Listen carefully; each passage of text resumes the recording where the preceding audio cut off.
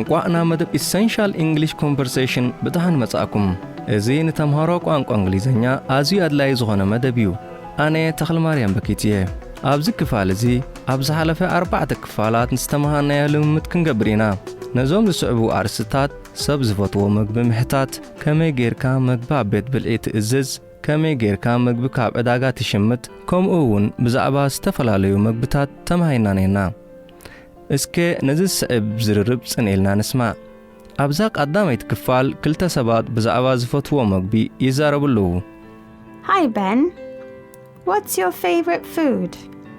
My favorite food is lamb. What do you eat for dinner? I usually eat vegetable stew for dinner. ሕጂ ሓደ ሰብ ካብ ዕዳጋ ምግቢ ዝገዝእ ንስማዕ How can I help you?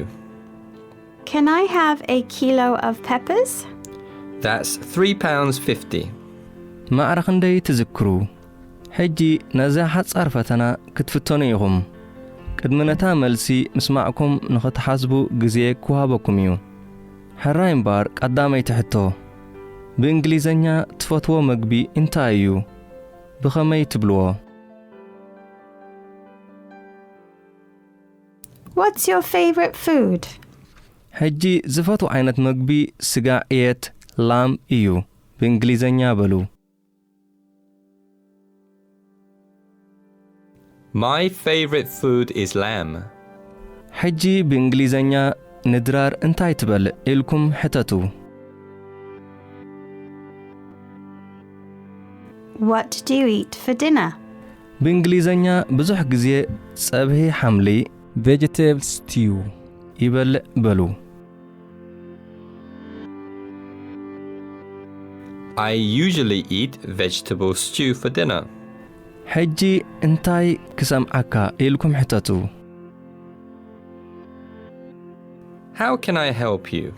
ቀጺልና ብእንግሊዝኛ 1 ኪሎ ፔፐርስ ምሃብካኒ ዶ በሉ Can I have a kilo of peppers? ሕጂ ዋግኡ 3.5 ፓውንድ እዩ በሉ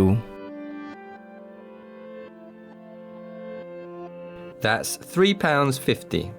ክብዝ ዝበለ እንተመሲሉ ኣይትሻቐሉ እዚ ምይይጥ ከፋፊልና ብምቕራብ ንኽትለማመዱ ክንሕግዘኩም ኢና ስለዚ ነዘን ዝስዕባ ሓሳባት ጽን ኢልኩም ብምስማዕ ድገምዎን What's your favorite food? My favorite food is lamb. What do you eat for dinner? I usually eat vegetable stew for dinner. How can I help you? Can I have a kilo of peppers? That's £3.50. ብጣዕሚ ጽቡቕ ሕጂ ብምልኡ ዝርርብ ልምምድ ክትገብሩ ኢኹም ንበን መልስኹም እናሃብኩም ልምምድ ግበሩ What's your favorite food? What do you eat for dinner? ሕጂ ኣብ ዕዳጋ ከም ዘለኹም ጌርኩም ሕሰቡ ንበን መልሲ እናሃብኩም ልምምድ ግበሩ How can I help you? ብጣዕሚ ጽቡቕ ሕጂ ነቲ ዝርርብ ደጊምኩም ብምስማዕ መልስታትኩም ኣርሙ Hi Ben, what's your favorite food? My favorite food is lamb. What do you eat for dinner? I usually eat vegetable stew for dinner. How can I help you? Can I have a kilo of peppers? That's £3.50. ጽቡቕ ስራሕ ሕጂ ብቋንቋ እንግሊዝኛ ንሰብ ዝፈትዎ ምግቢ ምሕታት ከመይ ጌርካ ምግቢ ኣብ ቤት ብልዒ ትእዝዝ ከመይ ጌርካ ምግቢ ካብ ዕዳጋ ትሽምት ከምኡ እውን ብዛዕባ ዝተፈላለዩ ምግብታት ምዝራብ ክኢልኩም ኣለኹም